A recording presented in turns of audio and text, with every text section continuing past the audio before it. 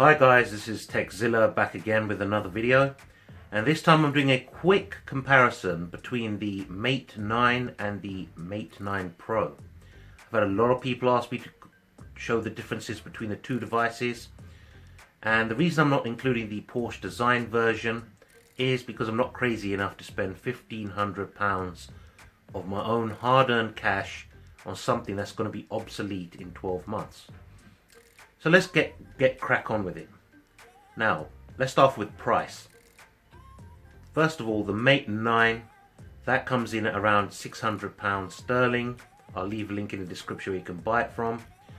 And the Mate 9 Pro is £800 sterling. If you're in the US, convert that into US dollars. I think it's $600 and $800 respectively. So if you're on a tight budget, I'll go with the standard Mate 9.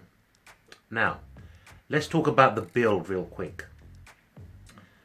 These are the two devices here, and this is what they look like compared to each other. I might drop some screenshots in here, I'll see. This one, the Pro, is very, very glossy on the back. Look at the shine on that sucker. Almost like a mirror finish. Beautiful design, beautiful. But I actually prefer the matte finish on the standard Mate 9 over the Pro. Reason being is this is less of a fingerprint magnet. This isn't too bad because it's in the gold color, but I just prefer the sort of matte feeling of this. This is the space gray with the black front, and I can only get the gold version of this. So, build quality. Both very good, high quality phones, very well built. It all depends, do you want flash for the cash, or do you want a more subtle approach? It's up to you. Look at the size now, the size difference between the two, really quickly. If you see there, the Pro is around about, I'd say 4mm shorter than the Mate 9. And the Mate 9 is about, if you can see that right there, about 2 or 3 millimeters wider than the Pro. Now, the reason behind that is this comes with a 5.5 inch screen, and this comes with a 5.9 inch screen. So there's your difference right there. So that moves us on swiftly to the next topic, the screens. Well, as I said, the Pro's got a 5.5 inch curved display. It's Super AMOLED and it's got 2K resolution. I believe they got this from Samsung. Actually, I'm pretty sure they did. And if you look at the display here, it's curved on the edges, just like the Note 7. And the back's also curved, just like the Note 7 was. So this feels very Samsung-like to hold. The only difference is this has got quite big chins on the top and bottom, which is meh. You know, it depends what you want. I prefer if they'd made the chin smaller personally. The Mate 9, the standard one, that comes with a beautiful IPS display, 1080p, 5.9 inches across. And honestly guys, when I compare the two, I'll bring this up real close to the camera if you can see that. Sorry guys, stop messing around there pressing the buttons. I don't know if you can see that at all. To my eyes, the Mate 9 screen looks actually better than the Pro screen.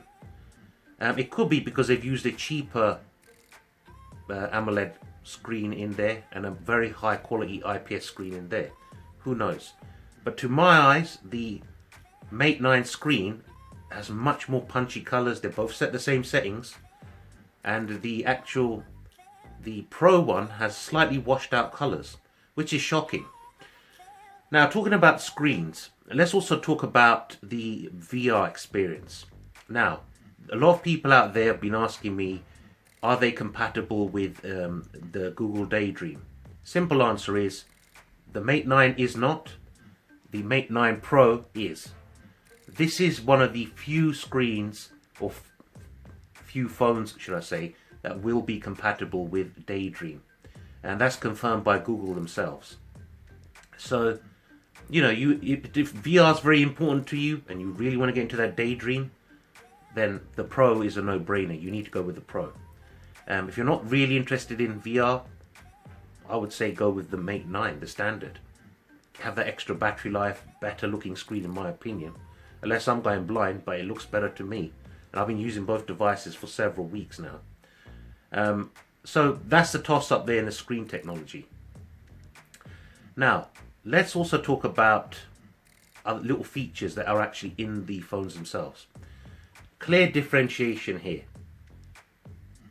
The Pro has got an always on display if you want it, like the Samsung phones. Now here's the two menus here. The Pro version has the option for always on display, which I'll show you right now. There we go. And the normal Mate 9 does not have that option. I'm guessing because the Pro has a Super AMOLED screen, it gives you the always on display, whereas the standard Mate 9 is an IPS display, so it doesn't give you that option. Another thing is I wanted to discuss here real quick while I'm on the subject of that.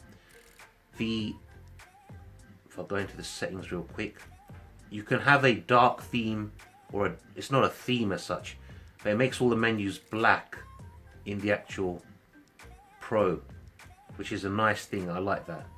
Whereas there's no option, if I come out of this, there's no option for that in the normal Mate 9 either. So again, these are little things, but you need to consider them, guys. Now let's talk about the fingerprint sensors, because they're very different. Both extremely fast. Both are no slouches. Now on the Pro, it's at the front, at the bottom. And you've got two touch capacitive keys either side. You can program which one to be. On the Mate 9, they're all on-screen buttons, as you can see here. But very thin chins on the phone itself. But the fingerprint sensor's on the back. Now this fingerprint sensor also has this, you know, this swipe functionality, so you can drop down the notification bar. This fingerprint sensor does not have that option, as you can see here. So, which one do I prefer? I prefer this one with the fingerprint sensor on the back, personally. I prefer it over this. I prefer the on-screen buttons than these capacitive buttons. That's personal preference, but it's up to you. Now, let's talk about the actual devices themselves in terms of where things are placed on the external parts of the phone. As you can see, both phones have got the IR blasters on the top, but only the normal Mate 9 has got the headphone jack at the top. On the Pro, they've put the headphone jack at the bottom, and I actually prefer that. Reason being is, when you're holding a phone like that with headphones in, they naturally come out of the bottom and hang down nice and straightforward. And plus, when you put the phone in your pocket, you always put it upside down in your pocket, because it feels just natural way of doing it. So your headphones will naturally come out of the back, from the top there, out of your pocket. With the Mate 9, if you're using a phone like this and you've got this headphone jack sticking out like that, that's going to be irritating to some people. And plus, when you put the phone in your pocket, instead of putting it in like this, you're going to have to twist your hand around and drop it in that way, so the headphone cable sticks out your pocket. It's not a major thing, but if you use headphones a lot, it's something I would consider, seriously. They've both got bottom firing speakers here and here. You can see the difference in the bottoms. The mic there is a tiny hole, and the mic here is this behind this grill. That grill's just for symmetry. And they both got speakers in the top as well.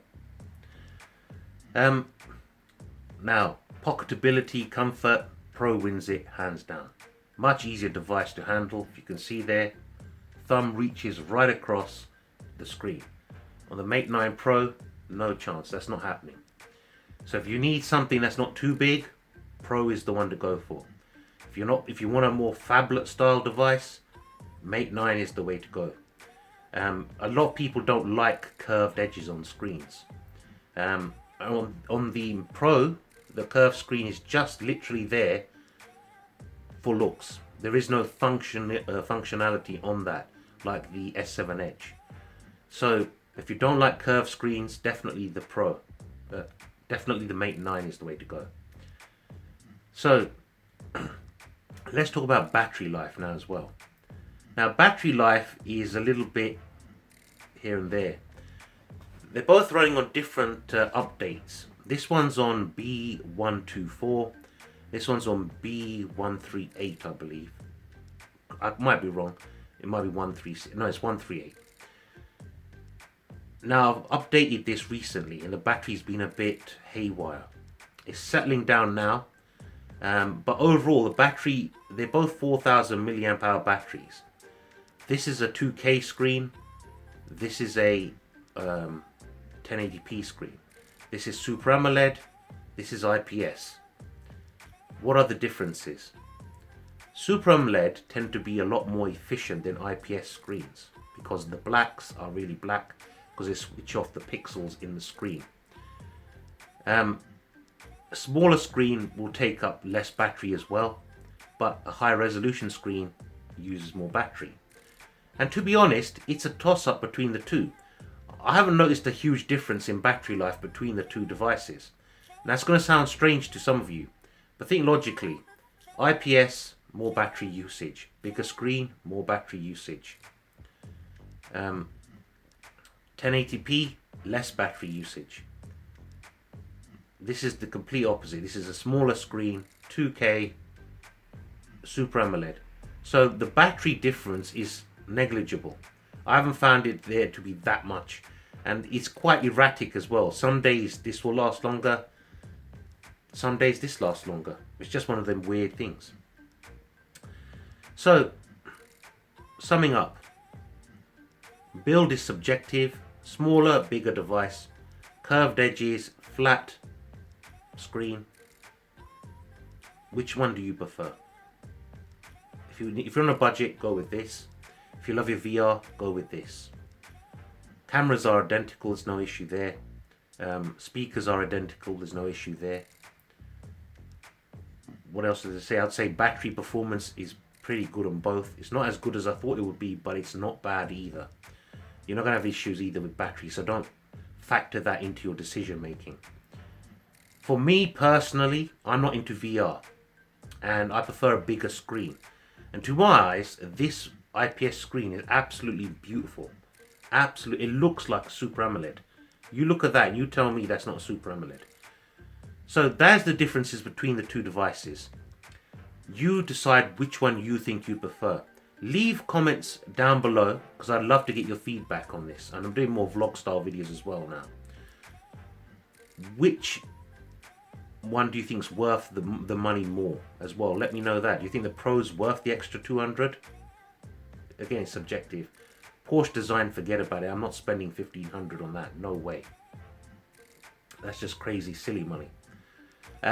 I'll be doing a comparison between this and the S7 Edge, the Samsung Galaxy S7 Edge. So definitely subscribe to my channel. I've actually done some video samples and photos using this device, which I'll be uploading so you can get an idea of the video quality, the video samples and so on. I've also done the review for this, which I'm uploading today as well. So definitely you want to check that out. I've got a lot of cases on the way for this device as well. And the Mate 9, I'm going to be filming the review for this tomorrow. I've had the phone for a good 3-4 weeks now, more than most people. So I can give you a much better feedback than most reviewers. And remember, there's no BS in what I say. Everything's bought with my own money. I'm not sponsored by no one. So trust me guys, there's no hidden agenda for me. Anyway, that's enough of that. If I've left anything out, let me know in the comments. I'll answer any questions you have. I reply to every single one of you I reply to. This is Zilla saying take care, have a nice day, and I'll see you all again soon. Bye for now.